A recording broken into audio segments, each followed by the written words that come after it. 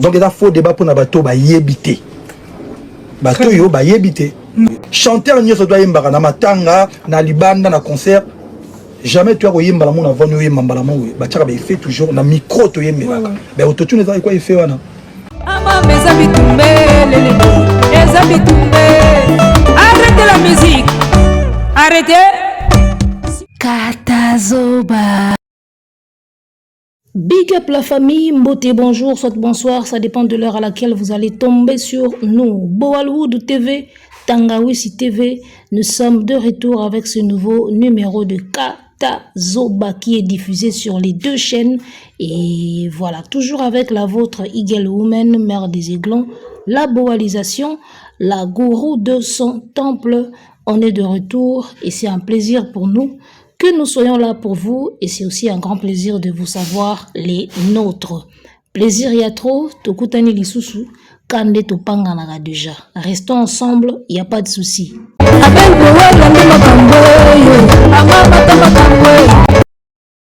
Alors, le live d'hier, on continue toujours. Yarosasa Nzoko. Nzoko Egla Pesari Biso Lobi na live na ye. Toujours continuer toujours kokatango biteni parce que ya koloba eza mingi. Lelo toye na sujet ya auto-tune parce que ba Gaulois ba kangika parti wana balobi azo défendre auto-tune boye lokola avocat azo défendre client na tribunal. Nzambe ya auto-tune tala ndinga azo défendre auto-tune faux chanteur. Lelo toye wana. Alors, félicitations à l'artiste pour la performance d'hier live. Et 311 900 et côté Moussoussou tout le monde combien 209 400 et ainsi de suite côté Moussoussou ils en a 290 et quelques. Donc voilà pour na bao bazolo bake abeti nzadi le teta batu batali na bango angote et talamite en tout cas bino bosala na nous live en tant que artiste na ba page na bino total asoki boko komata na 100k oyo ya pamba. Ils ont ça qu'avec Internet et un monde moko compliqué. Parfois, tu peux avoir 30 000 abonnés, mais ma vidéo na we soukaka na 2K, 3K. Tout le monde en haut na ba chaîne ebele. Tu peux avoir 1 million d'abonnés, mais ma vidéo na we misusu, ils ont les 30 000 et 50 millions de vues. On a 1 million d'abonnés, mais aussi la vidéo na we misusu 50 millions. Et l'équipe nombre d'abonnés musika.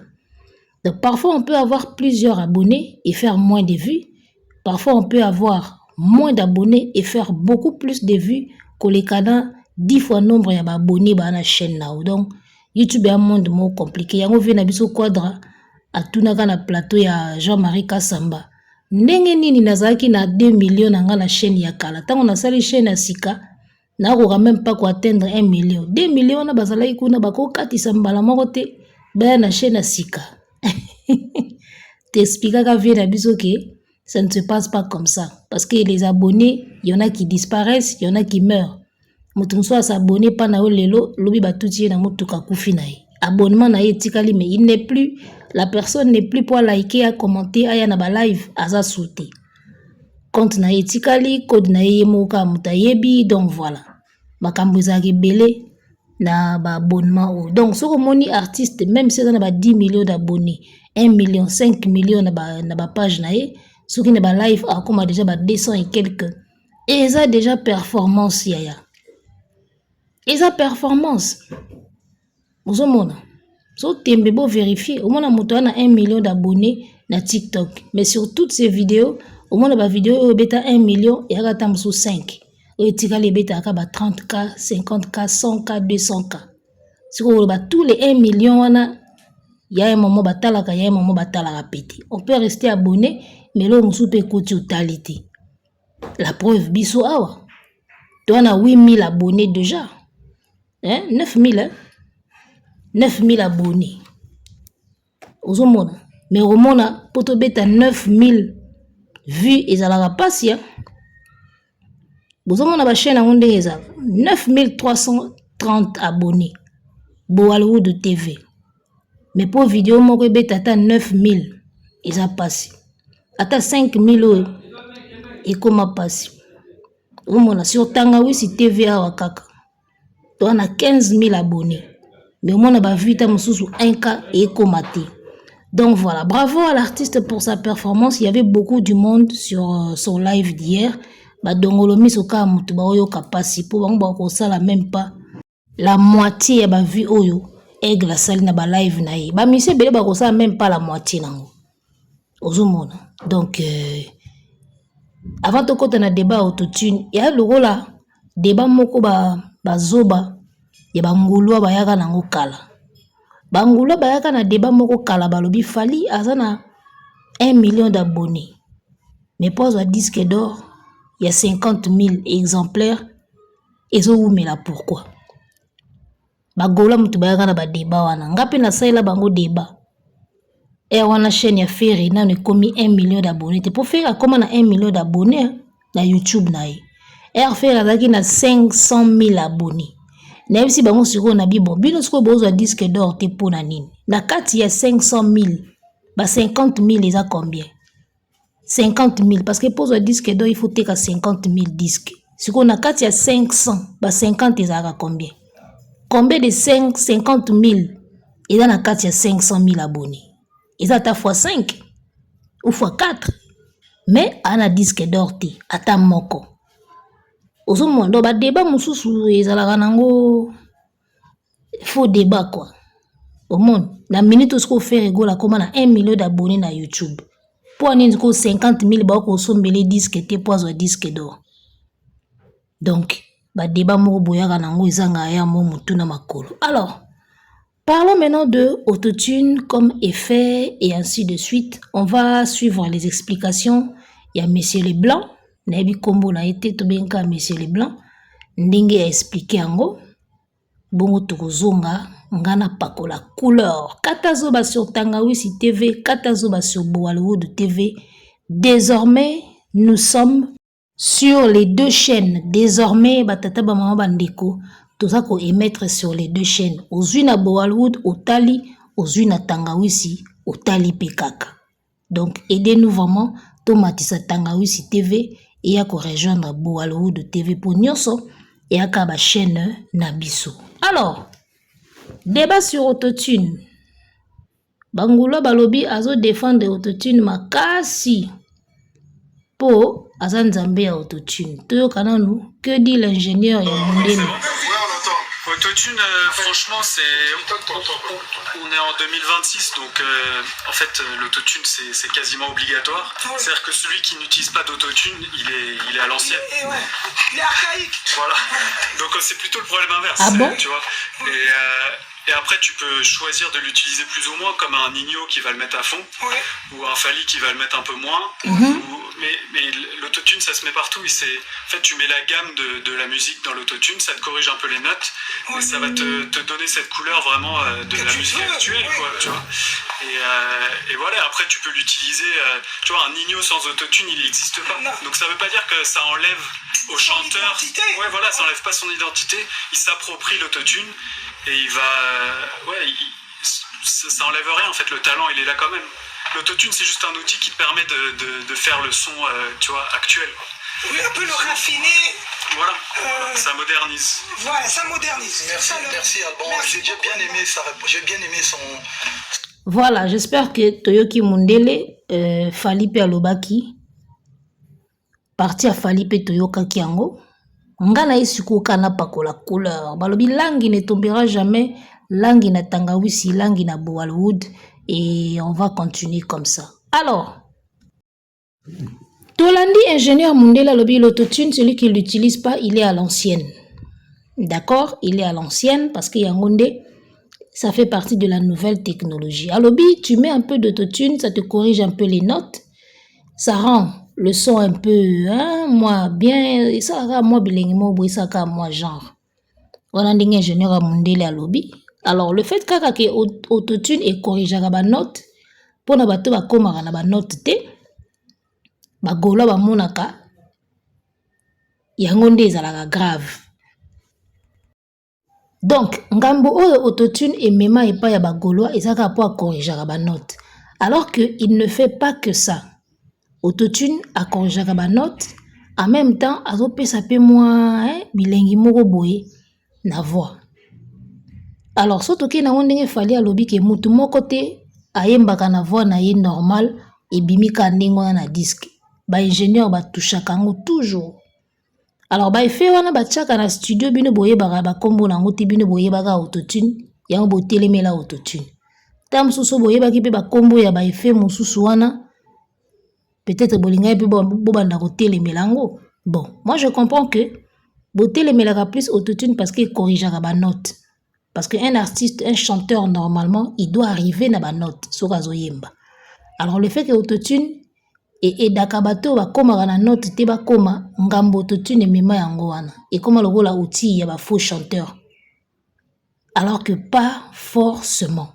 Peut-être oui, peut-être non, ça dépend. Ndenge Mundela lobi Nino qui l'utilise à fond, Nino sans autotune il n'existe pas. Fali, il utilise un peu moins. Alors, moi je suis tout à fait d'accord avec Fali dans le sens où mutu moko te ayembaka na voix na ye kandinga yembi ebimi na cassette. Impossible. Soki bongo cassette kutu na studio elingaki ezala te. Tenga te bando saka ba a cappella obimisi album na a cappella. Osali a cappella obimisi ka album. Ozomona même fait nanga redi a misi tango ayembaka nzembo ngai nde ndo ya mama ngai nde loboko ya mobali ya mama silisa kelasi yo zwa ata mitation na mbandaka zwa pete monene na kompani ya leta zwa pete monene ata na arme nzembo ni wana yemba na voix na ye ya pamba ozomona ke na ndimi te ke voix na ye wana ezalaka voix na ye normal kandinga yemba donc soko lingo yoka chanteur na voix ni naturelle yoka ye kandinga zo yemba nde to oloba boy soka sa komi devant un instrument bosana na o makamba naturel soki mongongo si komi devant instrument bosana makamba naturel voix naturelle yaka nde na oloba boy nde na oyemba boy même ata nde naza ko enregistrer na microphone ou nazo ko enregistrer nango et déjà na moi effet mo na kati. Donc le naturel n'existe que sur ozo yemba sans appareil. Sur ozo yemba déjà devant un appareil, un instrument quelconque, il y a technologie, ozo déjà naturel te. Tant que tu ko animer ba fête à mariage, au moins ingénieur a ebisi o loba non. On a yena table azo bouger ba bouton moko boy. Yozo loba 1 2 yesu kolo. Alo tester niveau ya voix na yo po yeba ndenge nini na ko pesela yo niveau po bima bien na micro. Même lorsqu'on ne chante pas, on touche quand même nos voix pour ils ont bima na instrument te. Mungongo eko kota na instrument, faut instrument sala musala nango. Donc, je disais, je suis d'accord avec Fali du fait que voix naturelle devant un instrument ezalaka te. Mungongo soki déjà leki na studio et comme déjà travaillé. Ozomona et comme déjà travaillé. Alors, autotune balobi pe et facilitaka et diminuaka mutu ba heure na studio. C'est-à-dire, ole oumelaka na couper bandela. Couper kotoyo, sala boye. Donc autotune ba tieye et ezo esa kotonini. C'est-à-dire ele ki sabino mbango na studio. Ozomona, ole bo lekisaka heure na ko bandelaka autotune ezo faire avancer bino mo ba heure ya studio. Alors, c'est la nouvelle technologie. Nga sikoyo nalingi naloba boye. Omoni koyemba na voix akokoma na ba note, c'est l'idéal. Mais soki Mundele a créé instrument moko, aye nango na domaine moko po basalela yango, nga nalobaka elo moko Mundele azazoba te. Phrase nanga naloba yango na Mundele azalaka zoba te. Bovandika boye. Abina créé lo moko boye, sala boye. Mundele azalaka zoba te. Ozomona. Autotune oyo ekoma lelo lokola ngambo.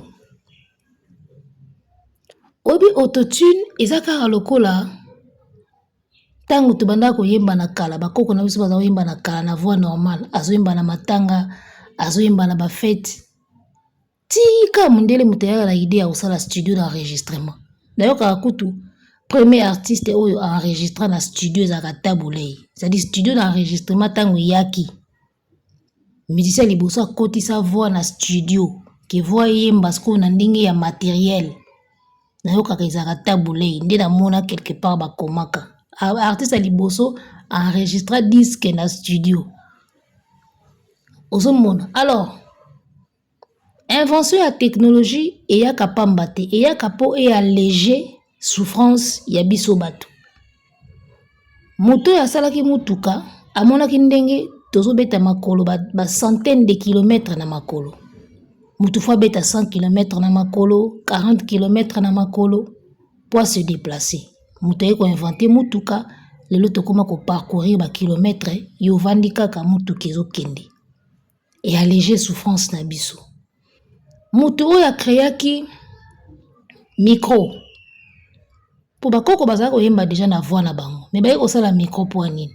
Pour ba alléger pe moi muke to ba komisa pe moi muke mongongo wa mutu et même maman likolo. Dans un auditoire de 3000 étudiants, ceux qui professeurs azolo ba 100 micros. En tout cas, toyoka ba prof, on n'entend pas ici. Ici on ne comprend pas. Mundela ya sali bino micro, asali baffle, asali ampli. Donc mutu moko akoyi koloba devant ba te belé sans que ba voix ya ba te belé est dominée. Au moins so mutu azaye moko wana micro, bino bocha makele boyo kanate, mais mutu moko na micro azoyo kana koleka bino tout. Nyoso wana eza ba invention plutôt, ya ba technologie pour nako alléger souffrance ya bato nde na lobaka. Invention esalama pamba te, esalama pour nako alléger moi moki souffrance. Oyebi lelo grâce à la technologie makambo ebele komela biso normal et facile. Mais na kala avant ba inventer loko wana makambo ezaki difficile. Nako tinda bino bokende koyoka nzembo moko ya papa Tabulei ya Ani. Ani bobetaka Ani Tabulei Ani. Ani yelanga ya yo motema he. Ani nati motema mpoko mawa he. Ngai na lembi na kotu na yo. Bayebisa kinga pote na yebisa yo. Ani he. Kuna na rankin. Na bengisi yo pote na monisa yo. Ndenge na zoki. Lelo natali na sima mama. Baposo na poso kozonga te. Nakoluka mama nyoso. Pono buke luka nzembo Tabulei ya Ani. Nzembo wana ponga na fuya mingi ba nzembo kala. Juna oka nzembo wana na remarqué lo mona kati. So boke yo kango boza pena très attentif bo remarquer lo nga na remarkaka. Et na place moko na nzembo wana papa Tabulei asalaka lokola moi erreur muke me batika ngoleka. Batika ngoleka pourquoi? Parce que à l'époque je parie fort que bazaki na technologie teneti lelo ya couper kata awa kangisa awa. Monde to sala montage. Neti nga sona sala montage boy. Sona bineti na bandi ko annoncer émission. Chers auditeurs, bienvenue sur Bowalwood TV. Nakosa neti faute moko na bi émission na bino bolingaka mingi, émission bolingaka bolingaka. Omoni eloko wana nako kata ngo facilement na montage. Parce que na montage ba kata ka biloko eza ko apporter eloko te. Ndenge to sala ka montage vidéo. Motazo sala émission boy kiti ezaki mabe akoyi ba olekisa ngote ba kata ngo na montage batika place à vandi. Pour tous kaka o est important. Montage vidéo ezalaka montage pe ya son ezalaka na studio. C'est-à-dire place au café normalement il faut ba kata ba longoli yango ba kangisi yango ce qu'on a place oyo eza bien. Quand tout ça la montage vidéo bato ba ebi ba kamba ba montage ba comprendre de logo na oloba. Alors oko remarquer que na tango kala technologie wana ezalaki na no avancé te ba musicien kala bazala ki forcé soko yé na studio ko ça l'erreur te. Donc tant que mundela fongoli piste yo banda ba moko enregistrer bien e bandeli ti na suka ko ça la faute te ko bosa na phrase te ko bosa na texte te ko bunga maloba te ndenge ka ba fongoli le studio lo sala bien bala moko ne bandeli ti na suka bakangi nzembo ebimi. Ya on a tindi bino boki otala nzembo Tabulei ya Ani boko remarquer za na partie moko ezaka na moi faute moko muki elekana. Et je crois que elekana parce que époque wana na limite ke kokata ezalaki. Si pouvait couper, raccorder, ndenge tosalaka montage balinga yeba salango ozomona yango na lobi invention nyonso na technologie eyaka po e alléger pasi na biso bato parce que ba mission na kala tango na technologie ekoli te bazalaki sikoyo soki ozo répéter faut répéter makasi okanga maloba nyonso po tango koya na studio bakokata te coupe eza te coupe raccordé ezalaki te donc bafungoli ka piste yo bandamba moko konzemba onzembi ti place okosilisa bakati c'est dans la boîte nzembo ebimi yango oza komona bazalaki kosala ba effort bazala na faute te alors que être humain aza être humain ozomona maloba kutu so toloba tobungaka maloba mama kuta bunga kombo bana yo nani Patrick nani Nathalie nani ta musazo linga benga ka junior mais ko banana Nathalie tonton nani Nadine tiero ya kosuka na junior atangi bana mobibana nyonso mais zo linga benga ka junior donc tango toloba boy tobunga maloba combien siko na studio tango zo enregistrer nzembo na stress na nyonso yango moni na kala bazaki na moi dur labeur wana ya kosala bien une bonne fois pour toutes parce que lelo lokola technologie ekoli nango ba autotune paye et kocha pipwa donc facilement lelo okosala no mo faute ba okata kaka balongoli côté ba mabe batiki côté ya bien alors que na kala ezalaka te ozomona do ba père na biso ya kala lelo tokobetela bango maboko parce que bazali kosala ba performance mais ezalaki ba performance moko dû na manque ya technologie. Donc comme à l'époque technologie ezalaki nanu avancé te, ils étaient obligés siko bango bazala parfait pona s'adapter na ndenge technologie ya heure wana banda ko singa omona, mais ils n'étaient pas obligés. Alors siko à l'époque ils étaient obligés parce que technologie banda ko singa bon. Mais lelo sikoyo ndenge technologie ekoli boye yaya to continuer ka ko souffrir ndenge on a pas mona ka biso to da danger studio pene ye côté à couper raccorder ça mais na esa la ka effort na yemba ka neti bato akala tango bazaki na nouvelle technologie tenga pena yemba ka bongo mais omis o se faire souffrir pour rien. Tu te fais souffrir pour rien o moningai. Mona bovana batune ba mi souffraka pour rien. Jo wana souffraka na ye pour rien. Tala technologie asika eye bo salela yango. Tolobi te ke bo bunga rumba, to bo bunga ba note te. Mais nouvelle technologie au monde la zo salango, c'est pas pour rien. Bo salango na pamba te. Eza lokola na pesa exemple moko banal lokola ndenge ba mama basaka komema biso na maputa atie mona na mukongo kangili puta lelo ba porte bébé koma siko mondela atali penaki bana basi africaine bakanga mona na liputa amoko liputa fungwa maka ukangi fungwa ya moso mona zo ningana okomona liputa pe ezo fungwa na plus mona zo bouger na mukongo plus liputa ezo lâcher ya wona ba mama mingi so atie mwana mukongo mwana zo ningana ayo pe vanda nye ayo pe tika ko ningana so mwana ningani liputa fo efungwama parce que bokanga ngo kana maboko siko mondela sali porte bébé za soko lati bébé ezana ba réglage nango ba tchaka o serré ba singa nango wana o serré ba réglage nango evandi bien wana tozo kima mbango na mwana ata mwana ngo za mobulu so kangi na porte bébé o serré ba ceinture nango esili sikoyo yo lobite ndenge mundela sali porte bébé boye ngana bandokanga mwana kana liputa oui ya choix na yo mais yo moko moto okemba pour rien so za na ndako okokanga mwana na liputa osa na musala c'est pas grave mais s'il faut maintenant ça beaucoup de courses avec l'enfant osa indeni okangi na liputa muke fungami otelemi okangi muke fungami osali mwa deux pas liputa fungami okangi osali deux pas fungami okangi non tchaye na porte bébé serré ba ceinture nango mbala moko obandi ba course na yo okotia obimia oke oleki boye na mwana no azo bouger te. C'est confortable au fait. C'est-à-dire que il y a des choses que les blancs inventent pour rendre bisoka confortable. Tout tika ko souffrir. Mais au mona soto na monde ba gaulois balobi non nous on doit continuer à souffrir kaka. Biso il faut tout souffrir kaka. pour souffrance et ça bien faut te souffrir kaka bapeso liputa bapeso porter bébé yango obi ke porter bébé kanga mwana bien atozo kima mbangu mwana okoya te yo bitenga fona zoka liputa po bakoko na biso babandaka na liputa okosala bacourse ebele na liputa na mokongo moke moke omatisi moke moke okitisi moke moke otie mwana boye oza mal à l'aise oyo aza na porter bébé asali bacourse ebele yo oza na liputa moke moke okangi olembi na maboko elembi ale tozongaka ndako. Donc, l'homme blanc essaye de nous faciliter la vie, au fait, avec des choses, des inventions. Mais comme aboué, batunsu balobi te, biso linka to souffrir na biso. Musicien lokola wera son.